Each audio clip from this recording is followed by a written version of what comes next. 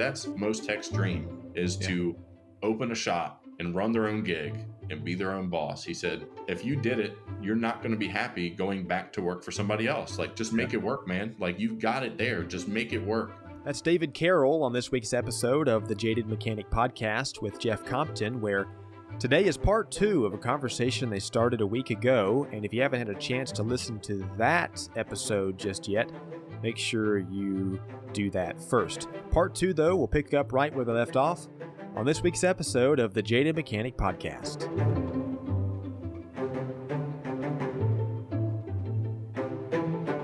I don't think Lucas could have gone, well, like he talked about, he was at that tipping point where he was going to take a job at the dealer. I thank God every day that didn't happen, because I know him well enough now to know he would not have been happy. I know exactly what his personality is. You're the same way, I can tell. You get to that level of expertise and smarts, and I'm not saying I'm at it now, but it becomes very much where it's hard to watch the little things that are not being done right and not like get uber focused on them. You know what I mean? It's like, this place sucks because of this little thing. It's so hard not to, because if it was your business and you had been in business for yourself, you wouldn't do it that way. Right. Yep. And we get hyper focused on that. So the 114.7 just, when people joke at me, it's just like, that was that little poke in the eye, man. I was like, wow, you just couldn't come up that extra $300 for a year, huh? That's every person at a dealership. I think they could have to be like some kind of level of slime, you know, before they're allowed to be working there. Like, it's just, gross. Yeah. Anyway, you know, the thing you're talking about where it's like you make, you know, I made 100,000 last year, just as a round number, but I worked 72 hours every week. You know what I mean? It's just like that. When you break it down to what you actually paid yourself, you should have been working for somebody else, right? Without the stress and everything else. There's a lot of owners that would literally make double what they make a year if they went and worked at a properly operating shop. Yeah. So you went to AST, had the kind of revelation, I guess you could call it, if we're not going to use the word epiphany, that how did you come back and change? What did you do? So while I was out there, I had signed up for the ASOG dinner, and I had signed up before I went. I had this whole thing. I'm going to go, do this. I'm going to go to the ASOG dinner. And she's my wife now, but she was my girlfriend back then. She went with me, and she is a social butterfly. I am not. It is very difficult for me to get into a public setting and just start talking to people. Now, if I so happen to fall into a conversation with you, I can talk to you for hours, but I'm not the guy that's going to be like, hey, my name's David. How you doing? Yeah. So we go to the ASOG dinner, and I'm just over in the corner, like curled up. And she's like, come on, we got to go talk to people. Who's this? Who's that? And I'm like, well, that's Lucas. That's David. That's Scott. That's Mark. And we go. Actually, she went to the bar to go get a drink. She started talking to Scott Palava and got to chatting with him. And she's explaining a little bit about my situation. And he's like, oh, well, he should sign up for the mastermind group. And she was like, well, he did. He just hadn't heard anything back. So he comes over to the table. We start talking. Mark Perkins comes over. We start talking. And they're like, resubmit your stuff when you get back. Submit it straight to me. We'll go through it. We'll get you in the group. I said, okay, cool. So I joined the mastermind group. And man, talk about an eye-opening experience. Like, these guys were giving me advice on stuff to do. And I was just like, you're going to run me out of business. There's no way I can charge this much for that. There's no way I can charge for testing. And there's no way. There's not a chance. Like, I'll be out of business in weeks. So a few weeks of them just constantly pushing it in my head, I finally started making little changes. Like, I think when I got into the mastermind group, my labor rate was $104 an hour. Wow. Yeah, doing diesel work. And bargain. Yeah, we got into a meeting, and they were like, you better jump it to 140 like now, right away. And you need to be higher than that, but let's just go to that for now. Yeah. And they poked and they poked and they poked, and finally I upped it, and I was like, man, I'm going to be meeting with you guys in a few weeks about how I'm going out of business. I hope you guys got an opening. Well, surprisingly, or I guess unsurprisingly, being on the back end of this whole deal, I didn't lose customers. I didn't lose work. I started working on parts matrices and all that stuff and charging appropriately. And I upped my warranty, to give people that warm and fuzzy about, paying a increased price and all. And, yeah, we lost customers like they said I would, but it was the exact customers they said I would lose. The bottom Yeah. feeders, the ones that are every time they come in, they're a pain in the ass. The ones that are trying to bring their own parts, stuff like that. Like I also stopped that cold back Yep. then too. I mean, that was something I would do from time to time. And 9 times out of 10, they supply their own parts and it bites you. And Yeah. I made all these changes, and all of a sudden the business started to flourish. It was insane. I couldn't believe it. So then I'm in the meetings with these people, my peers, and I'm starting to give them some advice about, the changes that they helped me make. And I'm like, hey, do this, do that, do this, do that. Like, they're telling you this because it works. I'm an example. 6 months ago, I was a mess. I'm not perfect now, but like I've got money in the bank. Like we're buying new equipment. We're doing this. I'm about to, I'm ready to hire somebody. Like we're taking off. Yep. And, they ended up approaching me about moving into like a leadership role within the mastermind group. Very cool. So I gladly, accepted and started being able to help my fellow peers on a weekly basis. And I like to think that I offered some good advice, but it was all stuff that I'm regurgitating that had been given to me. Exactly. I'm not coming up with anything new. I'm telling you what other people told me that had been told by other people to them. And that's kind of what I started trying to do in the ASOG group more was, see these people that are making these choices. I'm like, hey, I was you. Do this. And then you see them not make it. And I get frustrated because if they could only understand, I was you. I was doing the exact same stuff and I was burying myself in the same exact hole. And I literally only had to change a handful of things that are easy physically to do, tough mentally to do.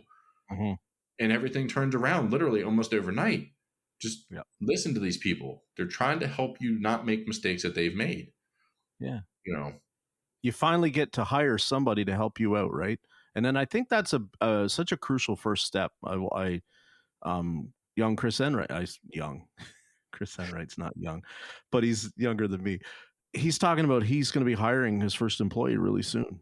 You know what I mean? And I think for you probably, and I want to say that likely it's going to be the same for him. After that, there is no ceiling. You know what I mean? Like it's because it just that little bit of help. You get to focus on even more of the important things, right? You don't have to fix every car, right? Somebody else is fixing the cars. You're then focusing on just the little tweaks of what's got to be done in the business. Yeah. So must have been exciting, eh? It was exciting. It was very nerve wracking. I'd ended up bringing my wife on temper again. At the time, she was my girlfriend, or she might have been fiance at that time. But I brought her into the office because she was working. She was going from one job to another job, so she had a little lapse. And I was like, "Hey, just come run the office for a little bit, until you're into the next position or whatever." And I had never had anybody work with me. She came in, started handling stuff in the office, and I was able to stay out in the shop and do what I do best. And I was like, "Man, this is amazing." And for years, I thought I needed a technician. And here I had somebody in the office, and it made my life as a technician so much easier. So I preach that now too. Like, all you guys that think you need techs, you probably don't need a tech if you don't have somebody up front. You need somebody handling customers. You're a tech because you're a tech guy. Yeah. If you were more of a people person, you would have opened up, been a service advisor, and hired a good tech to work for you off the bat. And, that was a big game changer for me once I realized, I just needed somebody up front to deal with the part that I don't like doing. Again, I'm not a social person. I don't like dealing with people. And it was an immediate relief. Well, she started her new job, and I lost her as a service advisor, and I had to be the guy back in the office and back in the shop. And I was like, man, this is awful. Why did I do this to myself? So I had a friend of mine, and I know they say don't hire friends. I've got 2 stories of this, one of each side of the coin. Hired a friend to work the office. His wife had her own mobile dog grooming company. And he kind of worked in the background, helping with the paperwork and stuff with that. But he was his full-time job was working for a bus company, doing their safety coordination stuff and all. And it was a toxic environment and he got tired of it. So he eventually was like, I don't know what I'm going to do, but I'm going to leave here. I can't do it anymore. So he left. I brought him on board here. Back to awesomeness. He's a great people person. I didn't have to deal with the people. I could deal with the shop. Over time, he started to learn what I would do with certain situations, how I would handle stuff. So then he became his own like independent person in the office. If it came to needing to handle a situation in the shop, he knew, hey, I can call and order this part. Dave's not going to be mad at me because this is exactly what Dave would do. This is how we need to handle it. We have policies in place and I know how to follow those policies. Phenomenal employee. Still one of my best friends to this day. I knew I only had him temporarily because his wife was taking the mobile business to a fixed location. So I knew I was going to lose him when the fixed location opened up. So worked with him for a few months. It was just him and I ended up getting another friend of mine that I had gotten into my old dealership years prior. I got him from the dealership and brought him in here, and we did pretty well. He ended up being the person I had left several years prior. Like I got him into the dealership to try and help build him up. Hopefully he could, be very familiar with the brand and the testing procedures and, just eventually just know it like the back of his hand. Well, he didn't really do a whole lot of growth in that time and was pretty much the same guy I had left several years prior. But talking to him, he would tell you that he was the man, Right. So I didn't know any better till I got him in the shop. He was good overall, just kind of lazy, a little lazy, just, didn't have a lot of follow through. Brought some bad habits probably with him from the dealership. Exactly. And I thought, no problem, we'll work those out of you. We'll figure it out. We've got these policies in place. Once you learn how to do these and do it the way that I want it done here in this shop, like we'll be good. Overall, it was a good experience. Just there was a lot of frustration. He was with me for a little over a year. And it just got to the point where I had to sit down and have a come to Jesus talk with him one Friday because we just had so many little issues, like him not doing a DVI on a vehicle, but we do a DVI on every vehicle, unless I'd say otherwise. Yeah. There are some that, they'll come in, they've been here, last week and they came in for another issue this week. I'm not going to redo a DVI. We just had it, and he backed this vehicle out and, hadn't done the DVI. I asked him about it and he was like, oh, I didn't know you wanted me to, not do one on that, or I didn't know you wanted me to do one. I said, well, we do one on every vehicle. Why wouldn't you do one on that? He's like, well, sometimes you don't have me do them. And I'm like, well, are there sometimes that I don't have you do them? Do I tell you specifically not to do it? He said, well, yeah. I said, okay. So you know that you're supposed to do one on this one because I didn't tell you not to do one. Well, he did a DVI on it and there was a few $1,000s worth of work that was found on the vehicle that it needed and it sold and it got done. And there were a couple other issues that week. So that Friday I sat him down and I was like, hey, let me go over all this stuff with you. Like, part of the purpose of that DVI is to find us some work. We're not going to make stuff up. There's always legitimate stuff you can find. Yeah. Especially with these diesel trucks, there's always something. I was like, but the other thing is it's a CYA setup. We can, if we see a problem, we can document it. We can quote it to them. If they decline it, we gave them the option to do it. And they said no. So if something happens after they leave here, we're relieved from liability. We told you that you needed this and you didn't do it. Yeah. Not our problem. So I just kind of laid that out to him. And I told him, it's one of those things. If I have to go behind you all the time for stuff, I might as well just do it myself. Right. At this point, I was back in the office because my buddy that was the advisor up front, he had left to go help his wife set up that. So, me and my tech had been working together solo for probably like 4 or 5 months at this point. And I was doing some of the diag work, but I was mostly focused on like the business stuff. He was pretty much in the shop working alone. I'd do some of the more complicated diags for him. And I'll say we had a heck of a year. I mean, it was the best year we'd ever had. And, it turned out great overall, but it was a lot of frustrations that came from hiring a friend because there were so many instances where if it was anybody else, I would have fired him on the spot and I would have been justified in doing so. Doing a steering and suspension inspection that we're paid for, missing that it needed upper and lower ball joints on both sides on a Ram 2500, which is, it's not uncommon at all. Tie rod end that was literally about to fall out of it. It was so bad. We'd done all this. We'd done a bunch of other work. He'd done the steering and suspension inspection, missed that stuff. Customer goes off to have it aligned because at the time we didn't have alignment equipment. He comes back from the alignment shop and says, they told me I need ball joints. I need a tie rod end. I just paid you guys to inspect the steering on this thing. So he brings it in. I check it. Ball joints are bad. Tie rod end's about to fall apart. I said, you know what? We're going to take care of that for you. Mm-hmm. We're not going to make you, like, we charged you to check it. We missed it. All that's going to be on us. We're going to take care of it for free. So he left it with us. I did all the ball joints, did the tie rod end on it. And also had a sway bar and link that was jacked up on it. Did that. If it was a ticket item, that probably would have been a $3,000 ticket. Yep. And that was money out the door that we lost. And also a customer. The more important thing to me was that it was a customer that had been coming to me for years. And because of what my technician did or didn't do, I risked losing him. Yeah. Because it's a huge, it's a violation of trust at that point. I paid you guys to do this. You told me all was good. I go somewhere else and it is not good. Yep. So, that's why I went through the extreme of doing everything out of my own pocket, because I wanted to keep his trust. Hey, we screwed up. Not, I'll take care of you. I got it. And honestly, I haven't seen that customer since then. So we probably lost him all because of this, so stuff like that. And, I can argue for both sides of the hire a friend or don't hire a friend coin, because I had an amazing service advisor that knew the difference between professional and personal. And if I had to, it's not like I never had to correct him or never had to go over anything with him. He just knew at the end of the day, it was business. It wasn't, I'm going to correct you on the things you did wrong and we can go out and have, dinner and a beer later. Like, we're cool. It's fine. Work's work. Yeah. The technician, not so much. Everything was personal with him.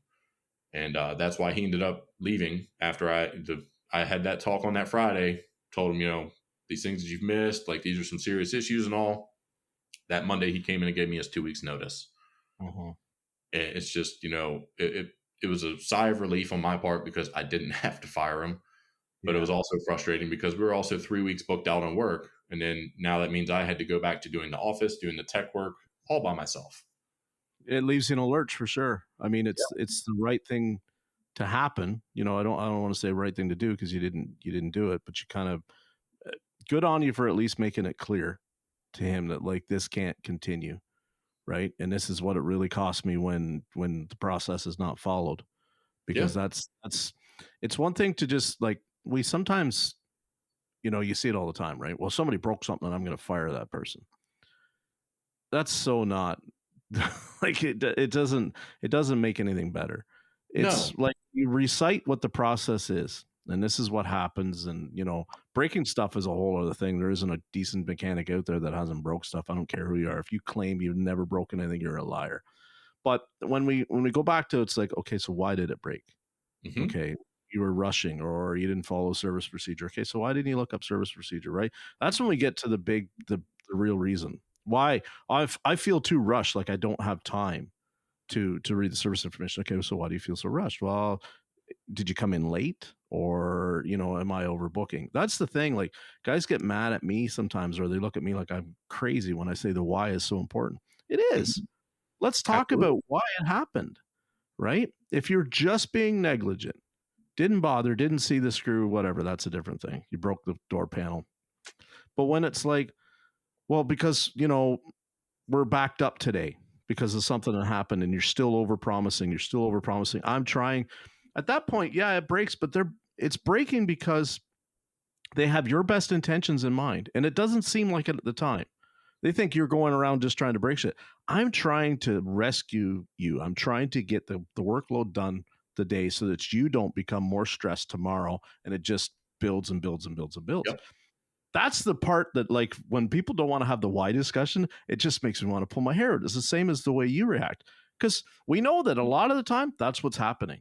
That's the backstory of the why is, well, we things ran low. I overpromised. They're just trying to get the work done.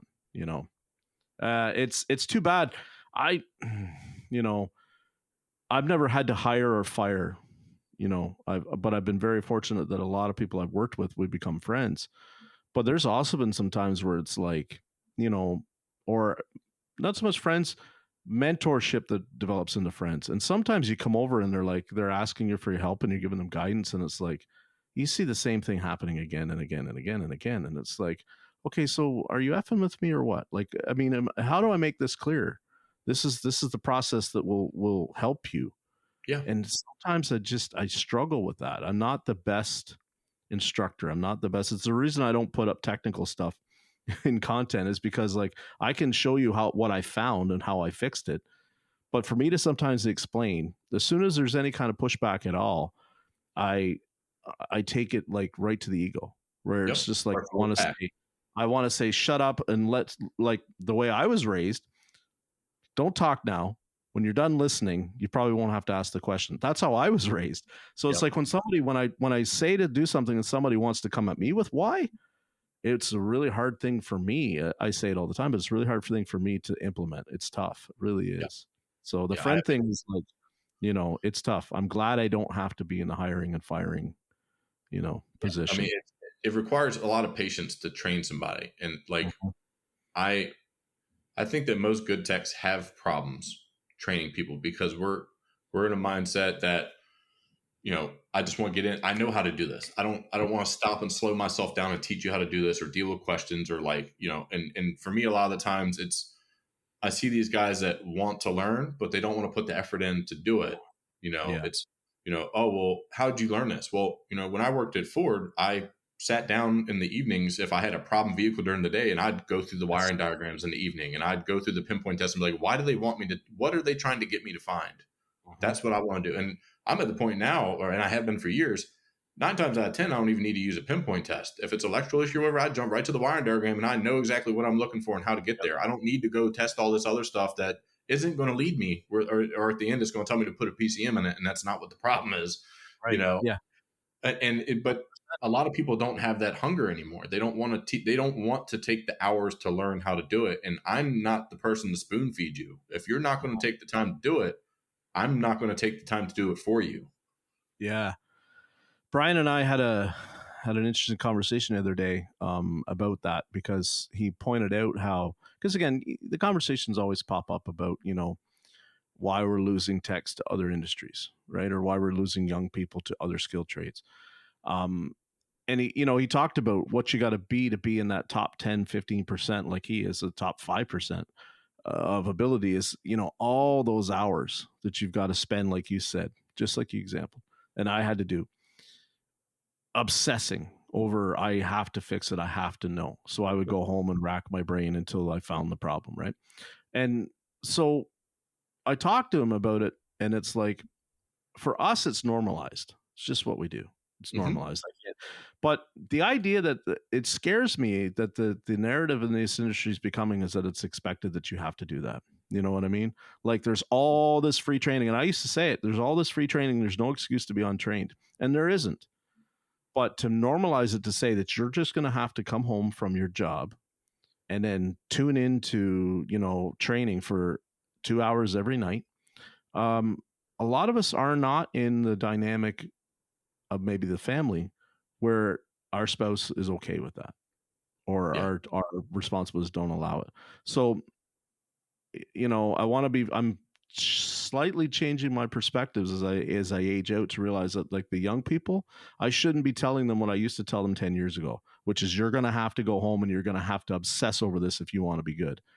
The reality is the industry needs to like really bring their game up. So it's like, you're giving them the training where it's lucrative and it's paid for, and it's at a time where they don't have to sacrifice so much. Because it's not by accident that so many technicians have a divorce story. And why is that?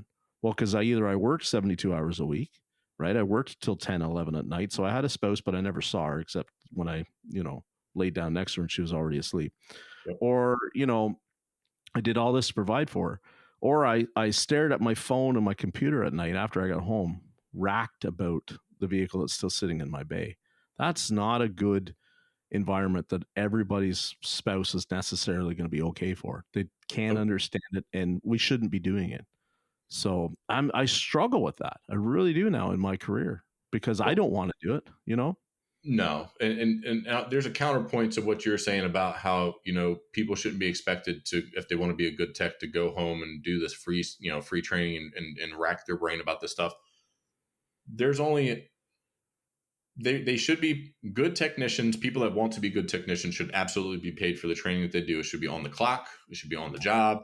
Mhm. But the caveat here is that to be what you'd consider probably top 10 to 15% of the industry technician, those guys, us, we're not going to go home and do it because we have to. We're going to Right. do it because, like you said, we obsess about it. Like, there is something broken in me that makes me obsess about this stuff and have to know. I don't know what it is. I don't think there's a medical diagnosis for it, but there's a reason why a lot of the great technicians all vibe so well. It's because it's the same mentality. And we're not like that because people made us that way. That's Yeah. who we were. That's how we got into this industry, is obsession. That's why we did it.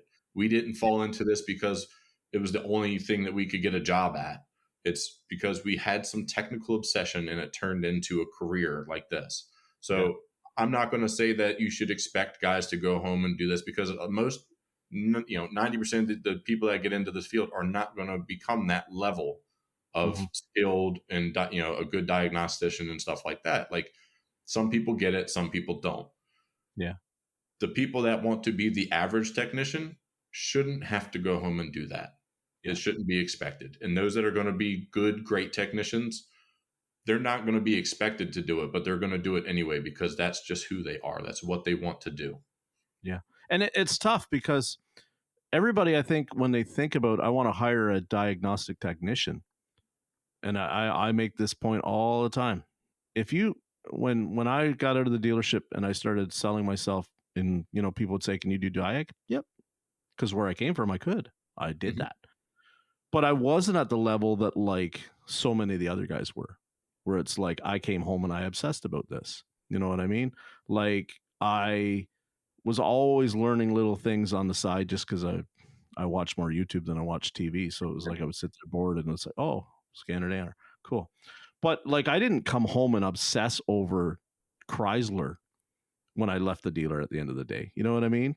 Like, I didn't, because it was like the information that I needed was there at the dealership the next day. It was going to be another day. I was going to work and keep plugging away at it. I came home, and to unplug from work, I still was looking at car stuff, but it was like how to fix a different make and model, or fundamentals that I wasn't getting taught on the job. When people want to go and hire these diagnostic techs, I think it just becomes accepted now that what we're really trying to find is that guy or gal that's obsessed and spends that kind of those hours. And here's the thing, people, not all of them do. They come to work and they can do the job and they can diagnose most of the cars, but they might diagnose 85%. The other 15%, nobody's perfect. If you want that guy that can diagnose 100%, you're not probably ever going to see one in your career. A lot of people, because it's just, they're just not out there. We call them unicorns for a reason. I mean, we could name who they are, right? And why? It's just like you said, it's that obsession. So it's tough, man. It really is. And I don't want to tell everybody that you have to do that. I used to say that you got to go and be sick about this stuff. No, man, you just got to come to work, and it's like, be the best that you can be when you come in. But our lives need to be healthy and happy away from the job. Absolutely. And that's what's really key. I lived a life where I would stay at work and tackle complex problems because I didn't want to be home. Right? I was in a relationship. I didn't want to be there. I didn't like where I lived. I didn't like the relationship. It was a retreat for me. It was an escape. But that's not healthy, No. So you can't use work that way. You it's not cannot sustainable either. Because eventually, most people do get to a happy point in their life where they do want to be home, that you do want to be fishing. You don't want to be obsessing about it after hours, and that wouldn't have been sustainable for you because you're not always going to not want to be home. Yeah. And there's so many variables. Like I hate to think of the people that like missed out on so many things with their kids and their wives and whatnot because they were trying to build the business. It's not that it's not admirable, but I hope that everybody can survive it and realizes the sacrifice is what it actually does. because Yep. it's one thing, your kids don't care if they wear the nicest shoes to school, if they never saw you, Yep. right? Like, or they only saw you one day a week, right? I grew up like that. My father would do side work. He was an auto body collision guy, so he would do stuff in the garage on weekends. We were always doing that. And so, did I see my dad on weekends? Yeah, I saw him when he came in for supper, or if I went out into the garage, he was working on something. But he wasn't like, you know, every weekend he was available. You know what I Yep. mean? Mom was, but not dad. It was just part of what we went through. And there's so many techs in this industry that's their backstory. And it's crazy to me. And I think that's why when we had the conversations about what's so much more expected of people in our industry versus other skilled trades, I think that's the part that sometimes people are not remembering, is that it just, whether you want to say we all overspend, you know, we live above our means, whatever it is, or we just all like are sick in the head about cars and we want to work on them all the time because we find it easy. We all do that so much more than, like, I don't know of an electrician that comes home on Friday night and goes and wires another house for somebody on Saturday for cash. I don't know them. They just don't. They seem to be able to make enough money Monday to Friday. They don't have to. And that's what nobody likes to hear it, but we have to fix this industry to where they don't have to do that. Yeah. I mean, I've met a couple guys in the other trades that do it on the side, but that's most of the guys that do that are guys that want to eventually have their own deal. Yes. They're just kind of building up a client base, and I think a lot of techs do that even in the automotive field, thinking they're going to open a business one day, and most of them don't. It just, it takes a special person to be able to do it. Yeah. Not everybody's built to own a business. No. Not everybody's built to be a great tech. Like, there are certain things that you just have to have a certain knack to be able to do it. And not that I'm a great business owner by any means, but I'm trying. But So, go. How many people are at your facility now? Like, did you ever? so Go ahead. we have reeled back, and honestly, thankfully so. Like I said, last year was a fantastic year. I mean, we steamrolled, even with the issues with my tech and stuff. I mean, we had some expenditures for fixing mistakes and stuff like that, but we had an amazing year, for especially when it was pretty much just one tech, just him in there for the whole year, minus me doing some like extensive diags or maybe jumping in to do a few jobs here and there when we were like really overwhelmed. But then he left in August. I carried us through the rest of the year completely solo, except for my wife came into the office after that, and or came back into the office, I should say. And it allowed me to really focus on finishing up the year strong, which we did. But towards the end of December, I noticed a shift, and we seemed to slow down quite a bit. Now, we were still steady. Like, we'd have work every week, but we weren't 2 to 3 weeks out booked on work anymore. Right. And, most people are going to hear, oh, 2 or 3 weeks booked out. Like, you're not scheduling right. You're too cheap, blah, blah, blah. No, I'm probably the most expensive. I'm more expensive than the dealerships in the area. Like, it's just the type of work we do is going to, and the reputation that we have gets us that kind of schedule. And we have people that wait for it, but then, like I said, towards the end of December, we were like, we had work for the week, and then the next week came and we had work for that week. And then when that was pretty much the same all the way up until about mid-April. And then it's like the floodgates open and we are slammed again 2-3 weeks out. And I'm just like, I can't keep up with these mood swings. Like, it was a nice little break for a minute, but I was kind of concerned. But I see a lot of other people in the industry seeing the same thing. It was they're having a lot of slow periods and stuff like that. And it seems that a lot of guys are starting to pick up now again as well. Is that political? I think part of it is, yes. Yeah. Because up here, that has no bearing. Like, not only your election doesn't really have a bearing, but even, or where it is your political landscape, I shouldn't say election, but even up here, it doesn't change anything. You know what I mean? Like, business doesn't ebb and flow that way. Like, we just continue to get taxed and taxed and taxed, and we just have less money to spend. But it doesn't change, like, people, we still continue to do it. I just think, whereas maybe people take it out of their bank account, now people are putting it on their credit card. You know what I mean? Like, it's just a different, we're not, but when I see people where it's like, oh yeah, it's an election year, and I see those talks in ASOG, and it's like, it's always been like that. I don't understand that. I've never taken note of it. I've never taken note of it. I mean, this would be the second election year I've been in since I've been open, and I've never noticed that. But then again, I wasn't really running a tip top shape business back during the last one that I was, in for. And being the cheap guy in town, of course, I was going to be overwhelmed with work. I see same thing, guys on ASOGs. Oh, it's an election year. This happens all the time. This, that, and the other. And I'm just over here like, is this how? If this is how it always is, I don't really reel in my spending and the stuff that I need to get fixed because it's an election year. If my roof needs to be replaced, my roof needs to be replaced. If my car's broke, my car's broke. It doesn't matter if we're electing somebody. The stuff still needs to be done. The business still needs to happen. So I don't get the bearing on it. I other than the fact that I know a lot of people start getting funny about their money and they want to hold on to more if they think that tough times are ahead.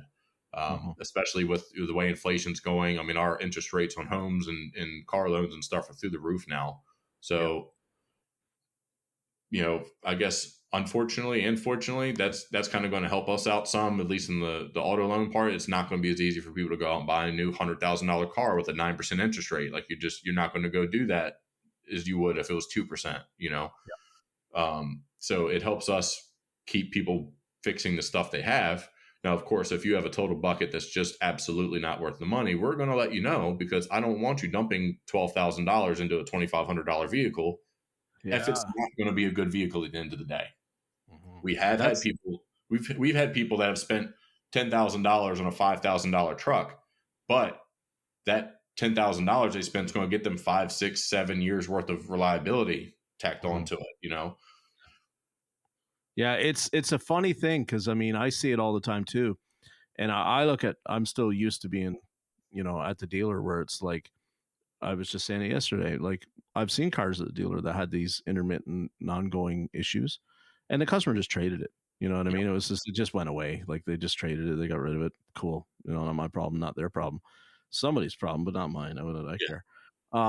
But I struggle now. I don't struggle, but I have to keep it more at the forefront of my brain when I'm dealing with these people in our shop. Is this because it's like they're facing a transmission failure or they're facing an engine failure or something like that on something they're not even on paying for yet.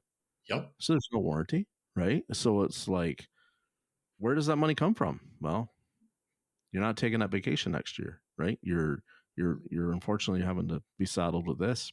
Yep. What how is the technician shortage affecting you, or is it at all? So actually I'm all over the place. I never got to earlier finish saying, so now it's back to just my wife in the office and just me in the shop. And I'm glad that my tech left when he did, because he left right before we slowed down. Like we probably would have been able to carry him fine, but it would have been more taxing on the business to carry him through those times, and me and my wife. So, it was kind of a blessing in disguise that he left when he did. It allowed us to, me to just finish out the year really strong and then kind of coast into the beginning of this one. And now we're picking back up. I am at the point now where I'm trying to look for a helper that isn't necessarily experienced, but someone that has drive and motivation, which is a super difficult combo to come across these days. I've put out multiple ads for good techs, A tech, B tech level, offering over $100,000 a year. Our pay plan is hourly plus a production incentive. Right. Is the way I like to go, because I don't want somebody flat rating the crap out of everything. I want you to come to work knowing you can make a living wage if you even just sit on your stool all week. Now, I'm not going to let you sit on your stool all week, but if you had to, you could, and you could still pay your bills. But I do want to give people that extra drive, extra motivation to, hey, you know what? If I do work a little bit harder, I can make some more money, a considerable amount more money. You got to make the carrot a good size. But I don't want you to have to produce a lot just to live. That's the part about flat rate I hate, is that, they'll work you like a dog just to hit a livable wage. Yeah. And it's been normalized for so long in our industry. That's the thing that people take it, like we talked earlier. People assume that I'm so anti-flat rate. I'm not. But it's been like, wow. You know what I mean? It's been so normalized, like you said, that it's like, oh, it's February. Y'all only made 30 hours all friggin' well. Right? Like that was their attitude.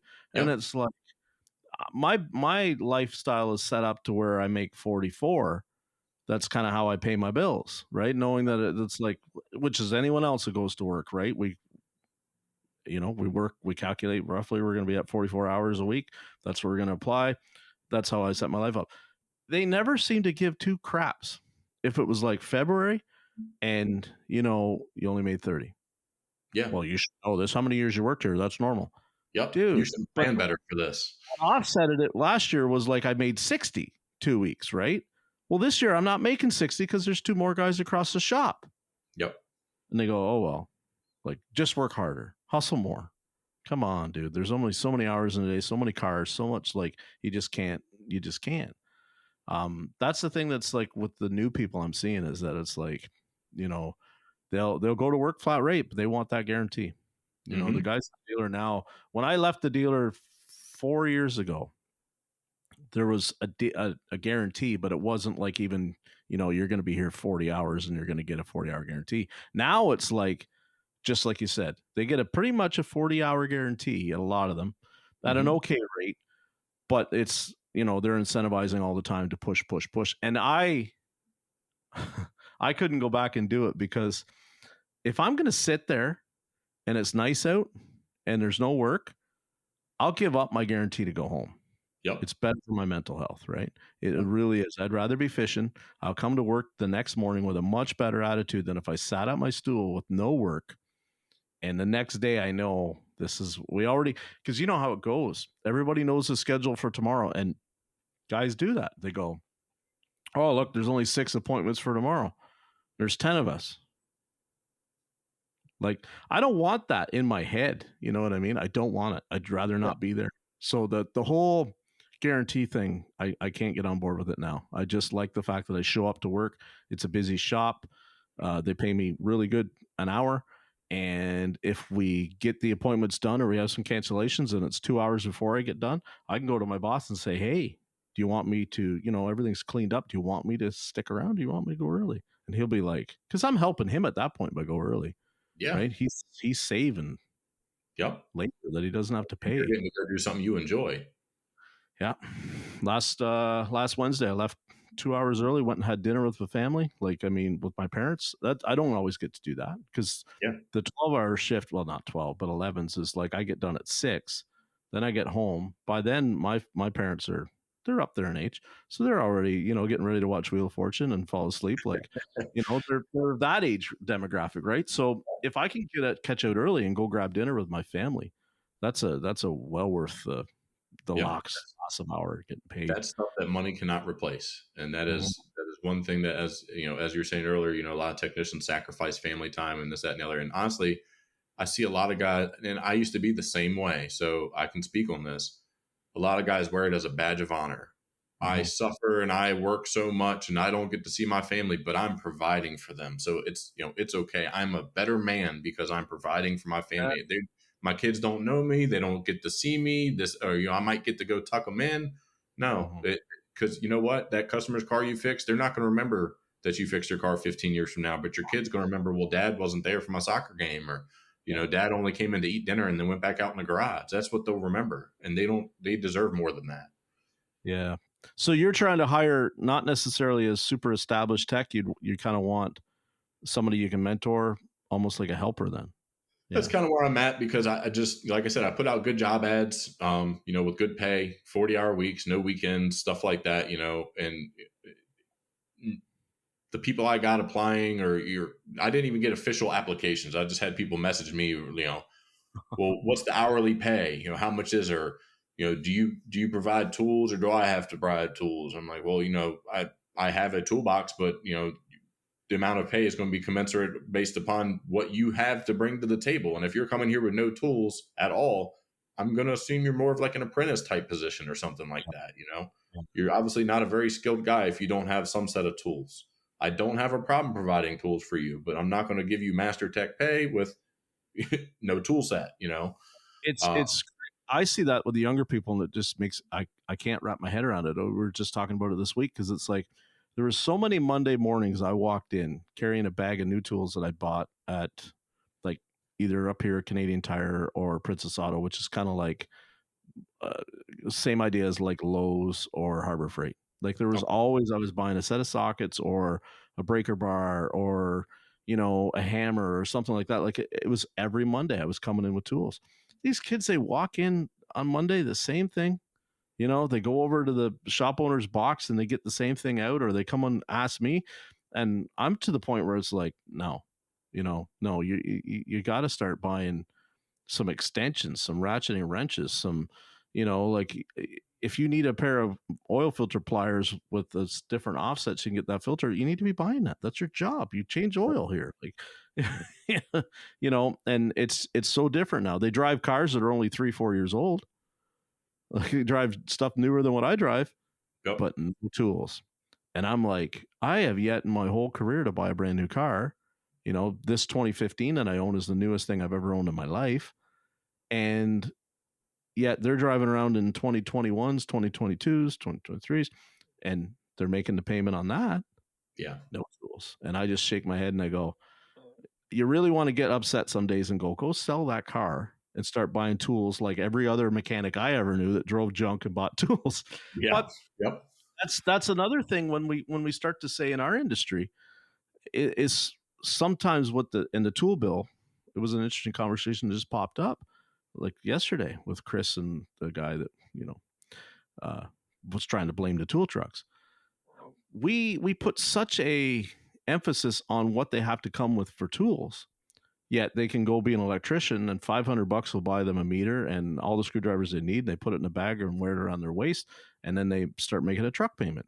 And our people, it's like expected that it's like you're going to drive some crap box, almost 20-year-old hunk of junk because you're buying tools every weekend.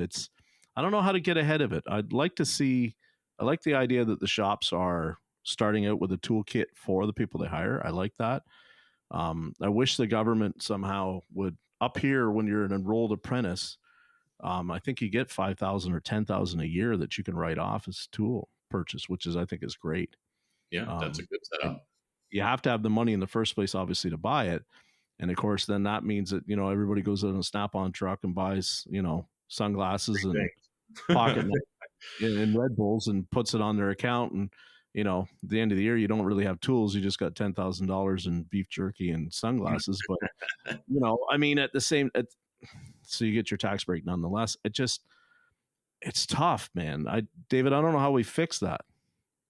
I don't either, because again, that's another double-edged sword. It's, it's just like the, needing to go home and do training on your own time thing versus doing it on the clock. Like, I'm not saying you have to go out and buy $50,000 worth of tools, but if you're going to be a good tech in this industry, chances are you're going to be self-motivated enough to, like, I never wanted to borrow people's stuff. If I borrowed it once, I bought it because I borrowed it because I was in a pinch. I was going to make sure I wasn't ever in a pinch again and need that tool and not have it.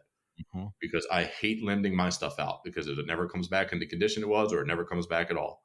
And, I don't want to put it on people where you have to buy all these tools, which is why I have a small Snap-on box that has basic hand tools and some power tools and stuff in it that, an apprentice could definitely get started in. Now, is that your toolbox when you leave? Absolutely not. That's a shop toolbox. I have no problem keeping that stocked, but I would like to see over time as you grow, and if you do show that you want to stay in this industry, that you start to collect your own tools. Like, I think with most mechanics, it's a point of pride. Like, hey, I have this nice box with my nice tools in it. And, and also if I ever need to use anything, these are mine to do with what I want. Right. I don't want to go somewhere and rely on someone else's tool set. And then when I leave, I don't have anything. Like, you can't. Do you think some of that is a dealer tech fallout? Because I'm sure part of it for me is the fact that, like, you might work with 18 other guys in a dealership. It's a high number, but say 10 other guys. And if it was really shark eat shark, they weren't going to lend you what you needed. No. You know what I mean? To get the job done, they're going to go, like I used to say, go tell them to put my number on it. Like I can remember, can I borrow your compression gauge? Nope. It's got a misfire. Okay. Put my number on. I'll go inspect it. I'll do the die. Like they got, a lot of people curse me out for that, but it's like, I had to spend $100 to buy that, not you. Why should I? Whereas now I see guys coming in and it's like, some apprentices, it's like they have no tools, and whatever they land, wherever they land, is I didn't bring anything with me, and I don't take anything when I go, and I just hope that whatever they provide is what I can get the job done with. And I think I can't wrap my head around that. You know, it's a definitely a generational thing. It's like It you is. said, there doesn't seem to be that pride of ownership of tools. There doesn't seem to be that, almost like that stigma of having to borrow something so many times. Like my guy has, he'd, he'd have no There's shame qualms in it. borrowing something. Yeah. He'd have no qualms borrowing something 10 times. None, you know, none. We, I, I don't know how to navigate it. It's something I'm struggling with very recently about how to approach the conversation. You know, it's Yeah. tough. It's Yeah, I mean, and that's kind of why I'm looking at, the apprentice side now versus someone that's established and all, because it's just I don't I don't want to get somebody else's problems at this point, to put it just blunt. Like, I don't want to get the guy that's been doing this for 20 years or 10 years that has their way of doing it. That's not the way that I want the shop to put it out. I see hack job stuff, guys post it online with no shame all the time. I'm like, if that happened in my shop, no, sir, absolutely not. You would not be here on Monday. It's not yeah. happening, And so I'm at the point now where guys, I think a lot of the good guys have left and have gone to other industries because they've been abused by this system for far too long. And I don't blame them. I know a lot of guys that have gone to other trades. And like you said, you go to be an electrician, you spend $500 on a little tackle box of tools, and you can go be an electrician. They give you a van. You're not dumping money into your career, and you're making the same or more money doing that. I Um, I was a whisker away from doing it. Literally, like, I did the 3 interviews and they knew my personality.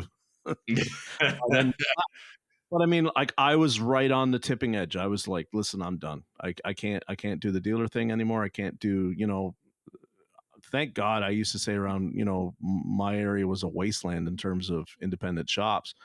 And it's not, but there's like 5 good ones.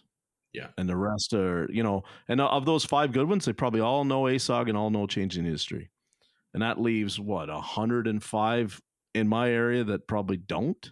Yep. There's something wrong with that. And they don't want to. They never will. No, it's They don't want they're to. just they're going through the motions, man. They're doing the same thing they always did. Some of them are doing what their dad did, and it worked, right? Like, I never had to work for somebody else. I just came here and I started busting tires when I was 15 in school, and I worked here every summer, and then it's mine.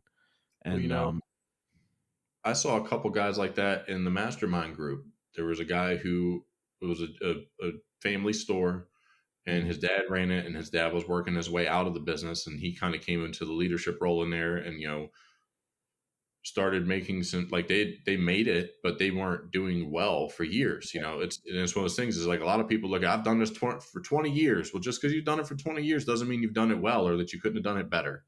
you know just because you've made it, that doesn't mean anything. I'm sure you went without a lot of stuff throughout that time, and this guy came into the mastermind group, and we started suggesting some very uncomfortable changes for him, and also it was very against the way his dad ran the store for years.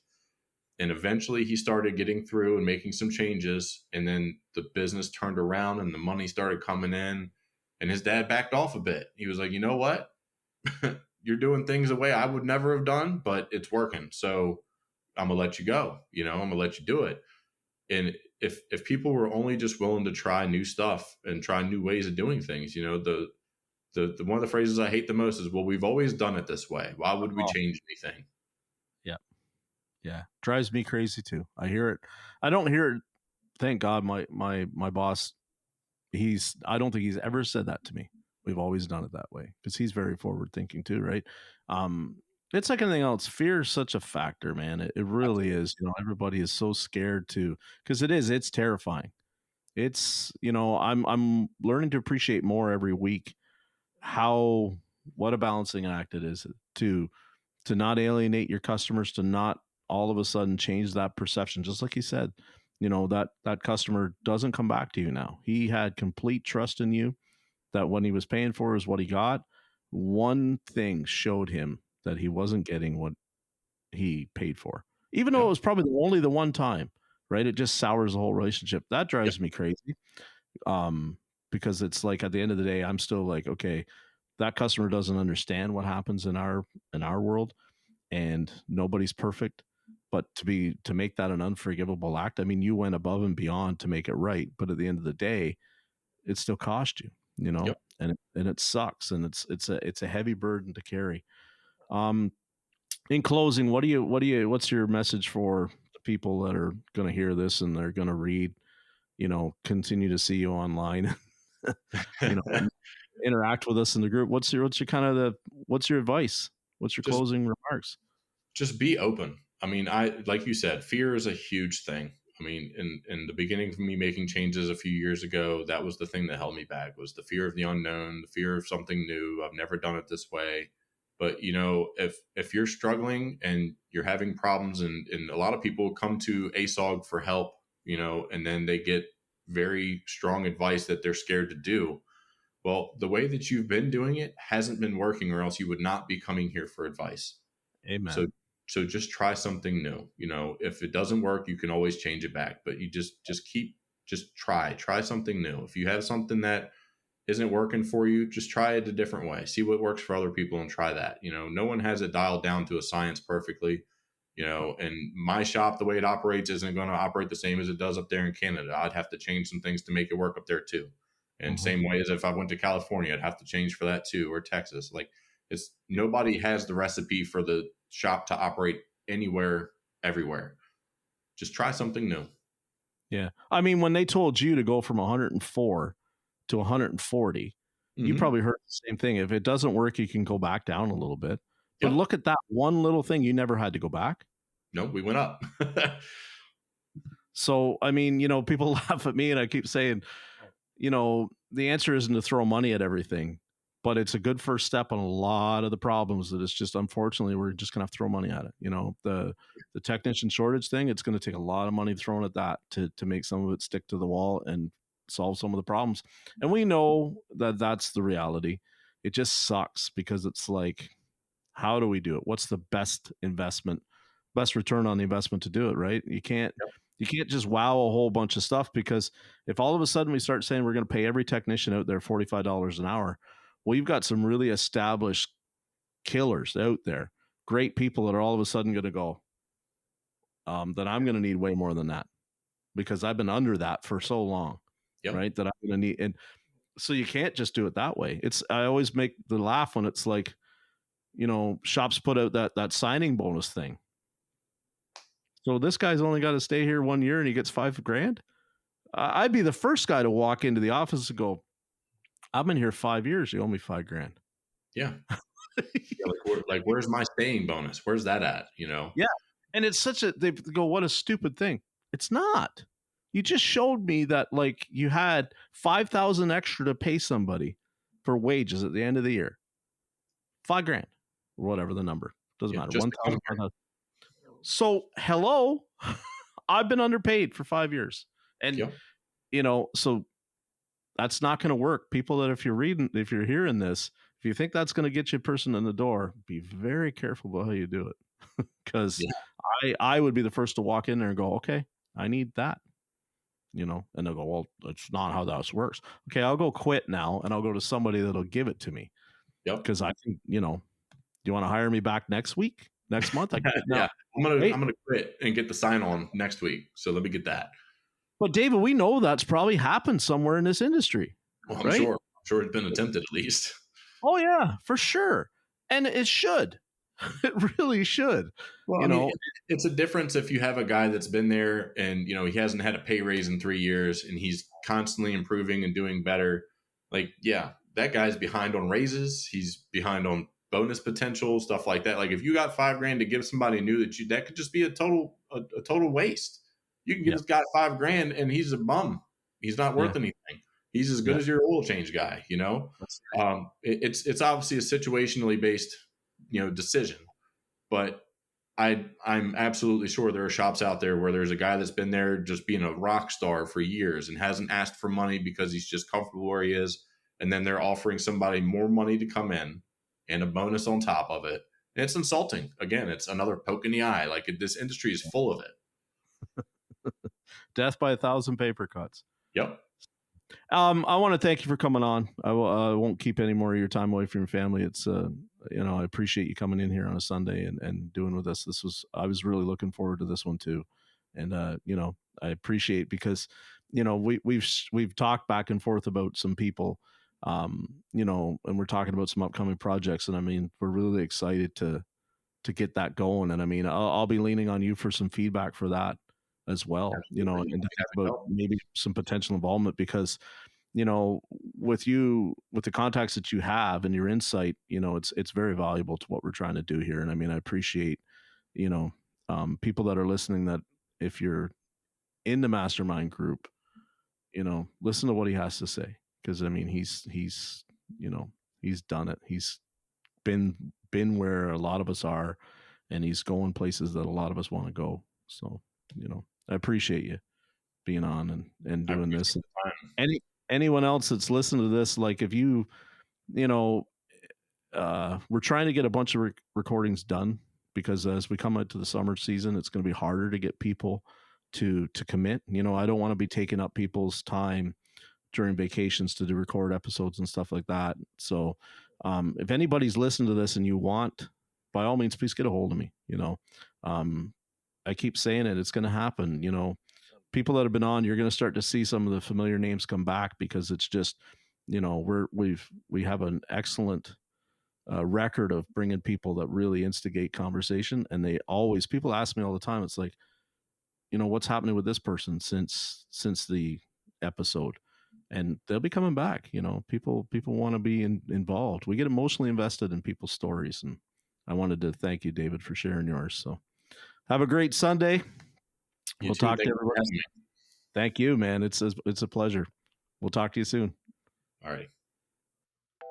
Hey, if you could do me a favor real quick and comment on, and share this episode, I'd really appreciate it. And please, most importantly, set the podcast to automatically download every Tuesday morning. As always, I'd like to thank our amazing guests for their perspectives and expertise, and I hope that you'll please join us again next week on this journey of change. Thank you to my partners in the ASOG group and to the Changing the Industry podcast. Remember what I always say, in this industry, you get what you pay for. Here's hoping everyone finds their missing 10 millimeter, and we'll see you all again next time.